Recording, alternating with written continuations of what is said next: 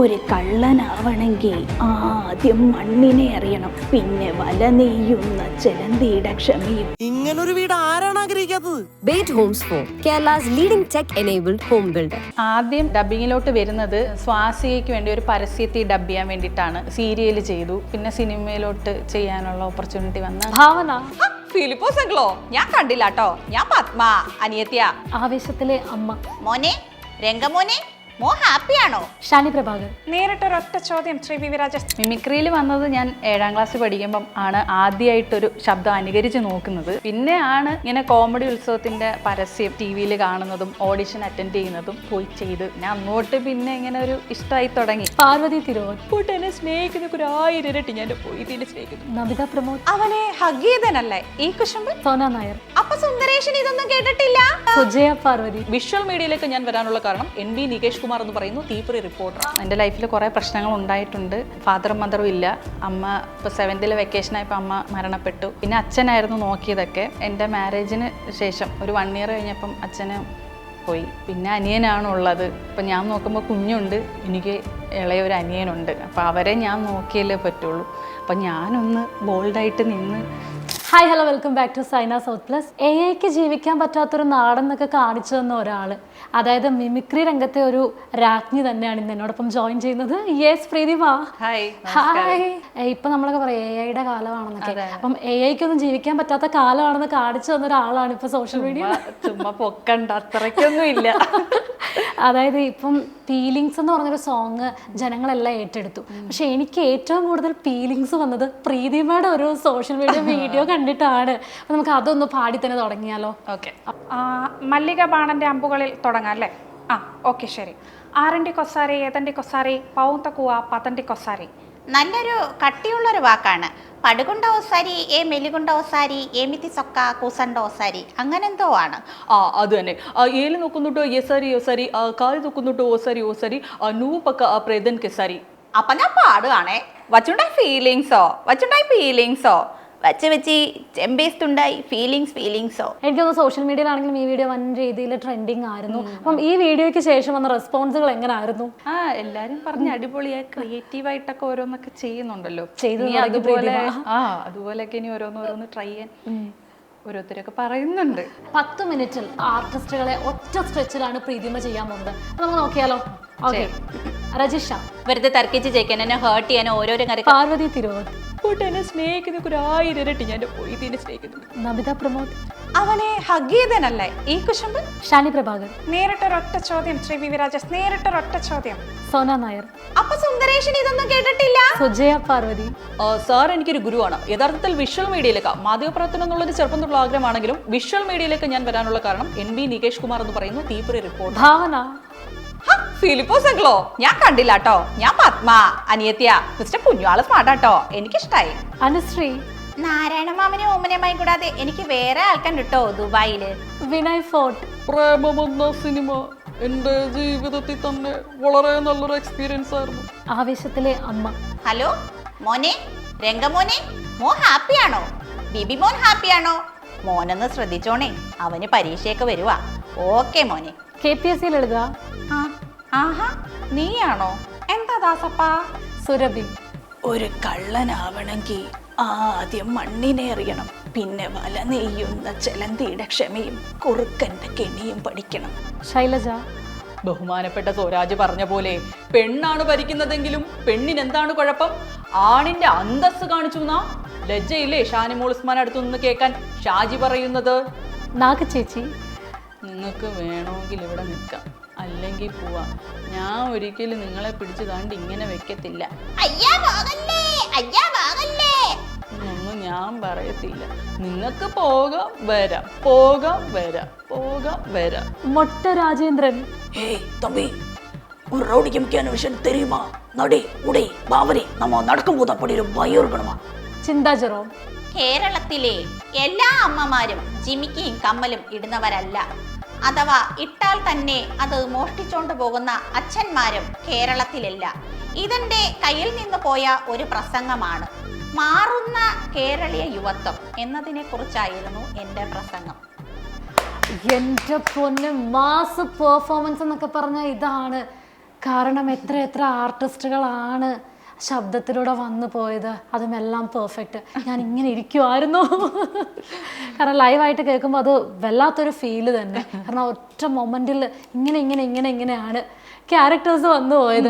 എനിക്ക് തോന്നുന്നു ഇപ്പോൾ പാട്ടുകൾ ഇറങ്ങുവാണെങ്കിലും, ഇപ്പോൾ പീലിംഗ് സോങ് ആണെങ്കിലും, ബൊഗൈൻവില്ലയിലെ സോങ് ആണെങ്കിലും, ഭൂലോകം സൃഷ്ടിച്ച കർത്താവിൻ്റെ സ്തുതി നമ്മൾ പ്രീതിമയിലൂടെ കേട്ടപ്പം അത് വേറൊരു ഫീലായിരുന്നു. അപ്പം അതുപോലെ നമുക്കൊരു പാട്ട് പ്രേക്ഷകർക്ക് ഇതുപോലെ കുറേ ആർട്ടിസ്റ്റുകൾ വേറൊരു പാട്ട് നമ്മുടെ പ്രേക്ഷകർക്ക് കൊടുക്കുകയാണെങ്കിൽ ഏതൊരു പാട്ടായിരിക്കും ഇപ്പം ലൈവായിട്ടൊന്ന് പാടിക്കൊടുക്കാൻ പോകുന്നത്? ഞാനങ്ങനെ പ്രിപ്പയർ ചെയ്തിട്ടൊന്നുമില്ല.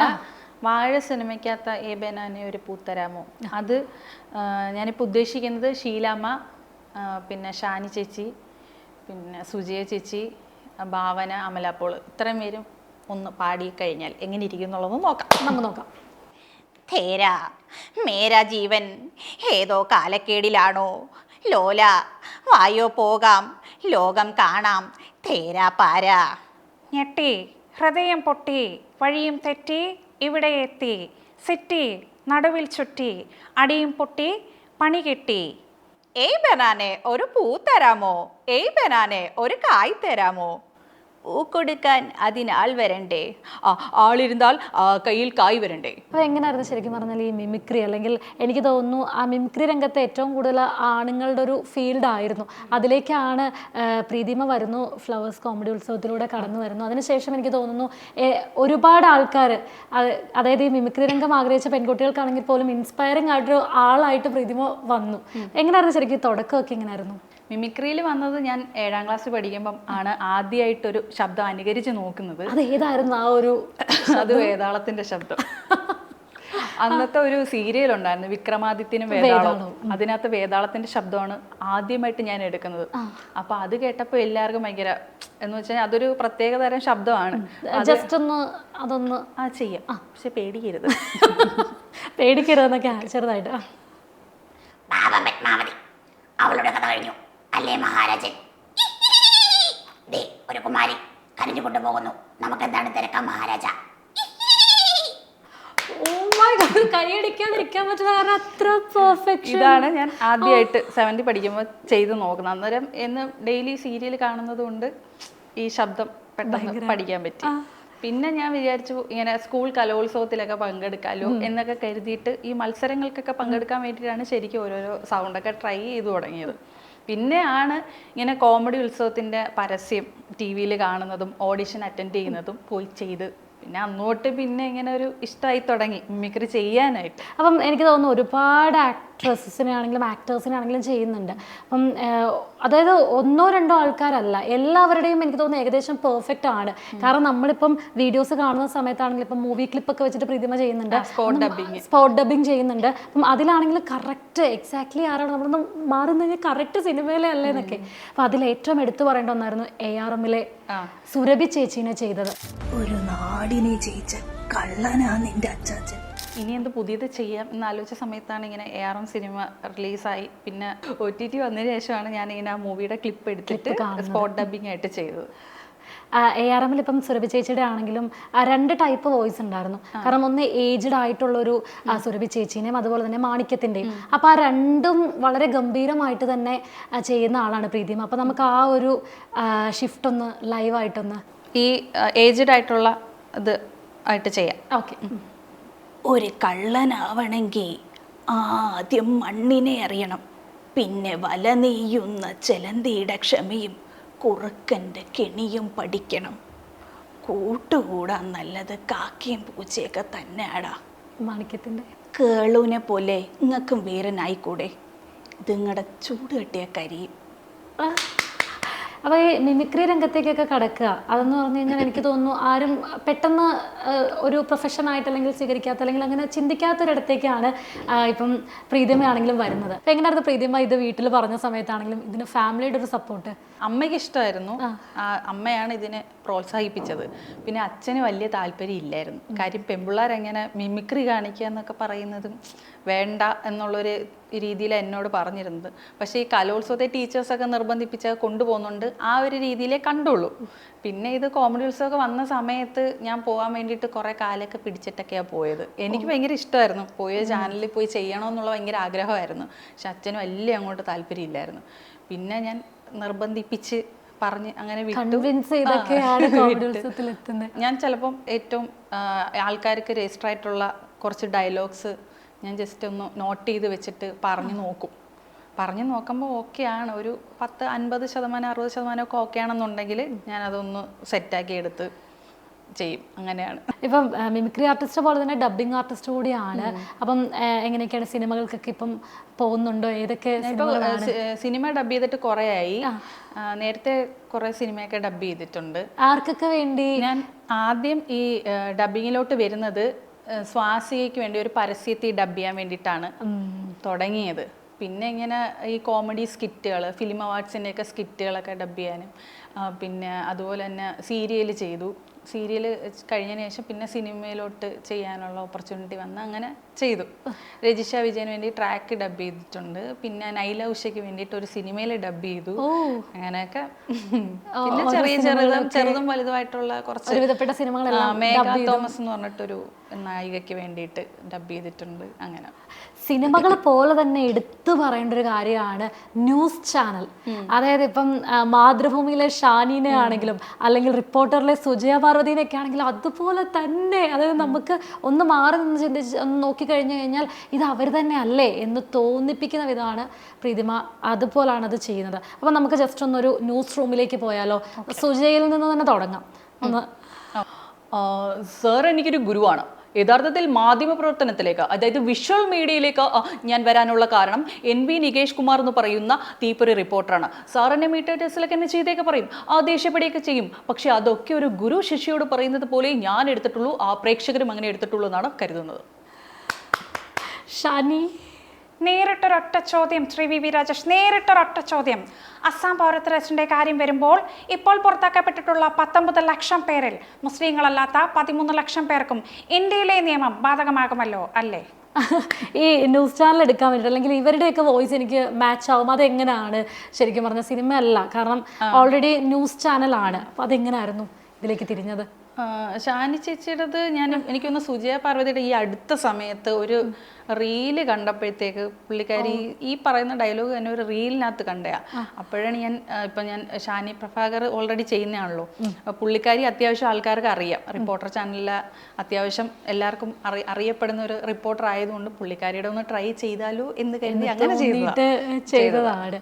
പുള്ളിക്കാരി എൻ്റെ വോയിസ് കേട്ടിട്ട് ഇത് കണക്ക് എനിക്ക് പരിചയമുള്ള ഒരു ചേട്ടൻ വീഡിയോ അയച്ചു കൊടുത്തിട്ട് കേട്ടിട്ട് പറഞ്ഞു, എൻ്റെ ശബ്ദമൊന്നും അധികം ആരും ഇങ്ങനെ ഞാൻ കേട്ടിട്ടേ ഇല്ല. കാര്യം ഇടയ്ക്കിടയ്ക്ക് ഈ പുള്ളിക്കാരി ഇങ്ങനെ ബ്രീത്ത് എടുക്കും ഈ സംസാരിക്കുന്നതിന് ഇടയ്ക്ക് ഇങ്ങനെ. അത് ഭയങ്കര ഒരു പാടാണ്, ഇങ്ങനെ ആരൊക്കെയോ പറഞ്ഞിട്ടുണ്ടെന്ന് ഈ സംസാരം. അപ്പം ഞാനിത് ചെയ്തപ്പോൾ പുള്ളിക്കാരിക്ക് ഒരു ഭയങ്കരമായിട്ട് ഇഷ്ടപ്പെട്ടു. ഇപ്പോൾ ഈ മിമിക്രി ഇപ്പോൾ പാട്ടുകാരെയൊക്കെ പോലെ തന്നെ ഇപ്പം സൗണ്ടിന് ഭയങ്കരമായിട്ട് കെയർ ചെയ്തിട്ടാണ് അവരിപ്പോൾ ഓരോ പാട്ടുകൾക്ക് വേണ്ടിയൊക്കെ ആണെങ്കിലും അതുപോലെ മിമിക്രി ആർട്ടിസ്റ്റിൻ്റെ ആണെങ്കിലും പല ശബ്ദങ്ങളിലേക്കൊക്കെ മാറേണ്ടതുണ്ട്. അതിന് ഓരോ സൗണ്ടുകളാണ്. അപ്പം ഇതിലേക്ക് പോകുമ്പം എന്തൊക്കെ രീതിയിലുള്ള ഡിഫിക്കൽട്ടീസ് ആണ് ശരിക്കും ഈ വോയിസ് അറ്റേ മൊമെൻറ്റിലാണ് ശബ്ദങ്ങൾ മാറ്റിക്കൊണ്ടിരിക്കുന്നത്. അപ്പം അങ്ങനെ എന്തെങ്കിലുമൊക്കെ ഫേസ് ചെയ്യാറുണ്ടോ? ഇല്ല, വേറെ എനിക്ക് വഴങ്ങുന്ന ശബ്ദങ്ങളുണ്ടല്ലോ. ഞാനിപ്പോൾ ഈ പറഞ്ഞ കണക്ക് ഇതൊക്കെ ഇപ്പം പഠിച്ച സംഭവങ്ങളാണ്. ARMലെ സുരഭി ചേച്ചിയുടെയൊക്കെ ആണെങ്കിൽ തന്നെ ഇപ്പം വെറുതെ വീട്ടിൽ ഒരു പണിയില്ലാണ്ടിരിക്കുന്ന സമയത്ത് ഓരോരുത്തരെയൊക്കെ ട്രൈ ചെയ്ത് നോക്കുന്നത്. പക്ഷെ നേരത്തേക്കെന്ന് വെച്ച് കഴിഞ്ഞാൽ എനിക്ക് ഓരോ സ്റ്റേജിലും പോയി, എനിക്കൊന്ന് എൻ്റെ ഓരോ സ്റ്റേജുകളാണെന്ന് തോന്നുന്നു എനിക്ക് റിഹേഴ്സലും പ്രാക്ടീസും കിട്ടുന്നതും. ഓരോ സ്റ്റേജിൽ പോയിട്ട് ചെയ്താണ് ഈ കുറേ പേരുടേത് എനിക്ക് നന്നായിട്ട് ചെയ്യാൻ പറ്റുന്നതെന്ന് ഞാൻ വിശ്വസിക്കുന്നത്. അപ്പം പ്രാക്ടീസാണ് ഏറ്റവും കൂടുതൽ ചെയ്യാറുള്ളത്. അതുപോലെ തന്നെ ഇപ്പം പ്രീതിമയുടെ ഏറ്റവും എടുത്തു പറയേണ്ട ഒരു കാര്യം എന്ന് പറഞ്ഞാൽ ജീവിതത്തിലേക്ക് നോക്കുകയാണെങ്കിൽ ഒരു സിംഗിൾ മദർ കൂടിയാണ്. അപ്പം അതായത് ഗംഭീരമായിട്ട് തന്നെ ജീവിതത്തിലാണെങ്കിലും പോരാടി നേടിയതാണ്. ഇപ്പം പറഞ്ഞ പോലെ മിമിക്രി ഫീൽഡ് ആണെങ്കിലും കടന്നു വന്നപ്പോൾ കൺവിൻസ് ചെയ്തിട്ടാണെങ്കിലും എനിക്ക് പറ്റിയ ഫീൽഡ് ഇതാണ്, അവിടേക്ക് പോയി. അപ്പം ജീവിതത്തിലേക്ക് നോക്കുമ്പോഴാണെങ്കിലും ഒരുപാട് പ്രതിസന്ധികൾ നേരിട്ടിട്ടുണ്ട്. അപ്പം എങ്ങനെയൊക്കെയായിരുന്നു ഇതിനെയൊക്കെ ഒന്ന് ഓവർകം ചെയ്ത് അല്ലെങ്കിൽ ഇങ്ങനെ സന്തോഷത്തിലേക്കൊക്കെ വരാൻ, അല്ലെങ്കിൽ എങ്ങനെയാണ് അതൊക്കെ ഒന്ന് മെയിൻറ്റെയിൻ ചെയ്ത വെല്ലുവിളികളെയൊക്കെ നേരിട്ടത് എങ്ങനെയായിരുന്നു? അല്ലേ, എനിക്ക് ആരുടെ മുമ്പിൽ ഇങ്ങനെ തോറ്റു കൊടുക്കുന്നത് എനിക്കിഷ്ടമല്ല. അതുകൊണ്ട് തന്നെ എൻ്റെ ലൈഫിൽ കുറേ പ്രശ്നങ്ങൾ ഉണ്ടായിട്ടുണ്ട്. അപ്പം ഫാദറും മദറും ഇല്ല. അമ്മ ഞാൻ പറഞ്ഞില്ലേ 7th പഠിക്കുമ്പോഴാണ് മിമിക്രിയൊക്കെ ചെയ്യുന്നത്. ഇപ്പോൾ 7th വെക്കേഷനായപ്പോൾ അമ്മ മരണപ്പെട്ടു. പിന്നെ അച്ഛനായിരുന്നു നോക്കിയതൊക്കെ. പിന്നെ എൻ്റെ മാരേജിന് ശേഷം ഒരു 1 year കഴിഞ്ഞപ്പം അച്ഛന് പോയി. പിന്നെ അനിയനാണുള്ളത്. ഇപ്പം ഞാൻ നോക്കുമ്പോൾ കുഞ്ഞുണ്ട്. എനിക്ക് ഇളയൊരു അനിയനുണ്ട്. അപ്പോൾ അവരെ ഞാൻ നോക്കിയാലേ പറ്റുള്ളൂ. അപ്പം ഞാനൊന്ന് ബോൾഡായിട്ട് നിന്ന് അവർക്കും കൂടെ ഒരു മനക്കെട്ടിയും ധൈര്യവും കൊടുക്കേണ്ടത് ഞാനാണ്. അപ്പം അതുകൊണ്ട് തന്നെ ഞാൻ സ്വന്തമായിട്ട് ധൈര്യം സംഭരിച്ച് എൻ്റെ കാര്യങ്ങളും നോക്കി അത്യാവശ്യം നല്ല രീതിയിൽ പോയിക്കൊണ്ടിരിക്കുക. ഈ ഒരു കാര്യങ്ങളൊക്കെ പറയുകയാണെങ്കിലും എന്തായിരുന്നു ആ ഒരു സമയത്തൊക്കെ ഒരു ഹോപ്പ്, ഒരു പ്രതീക്ഷയുടെ പുറത്തായിരിക്കും നമ്മൾ ഓരോ കാര്യങ്ങളൊക്കെ, അല്ലെങ്കിൽ മുൻകൂട്ടി ഓരോ കാര്യങ്ങൾ കണ്ടിട്ടാണ് നമ്മുടെ ലൈഫിനെ നമ്മൾ കൊണ്ടുപോകാറുള്ളത്. അപ്പോൾ പ്രീതിമ ഇപ്പം എന്താണ് മുന്നിൽ കണ്ടിട്ടാണ് ആ ഒരു അവസ്ഥയിലൊക്കെ നാളെയെല്ലാം ശരിയാവും, അല്ലെങ്കിൽ എന്തായിരുന്നു ആ ഒരു ഹോപ്പ് എലമെൻ്റ് എന്തായിരുന്നു? ഇപ്പം ഞാൻ ഈ കലാഫീൽഡിൽ നിന്നിട്ടൊക്കെയാണ് എൻ്റെ ഡബ്ബിങ് ഷോസ് കാര്യങ്ങളിൽ നിന്നുള്ള ഇൻകം കൊണ്ടാണ് അവൻ്റെ കാര്യങ്ങളൊക്കെ ഞാൻ നോക്കുന്നതൊക്കെ. അപ്പം അവരെ നല്ല രീതിയിൽ നല്ല നിലയ്ക്ക് എത്തിക്കുക എന്നുള്ള ഒരു വാശിയാണ് എനിക്ക്.